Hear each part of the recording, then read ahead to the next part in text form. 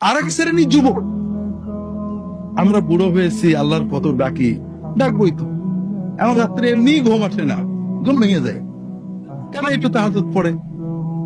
এখন আর এই সিনেমার ছবি আর মজা লাগে না, চোখেই ভালো দেখা যায় না, কি দেখবো।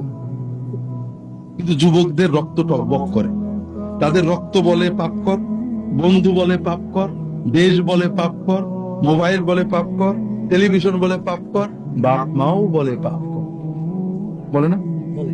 দাঁড়িয়ে রাখতে গেলে বাপ মা কি বলে? নিষেধ করে না?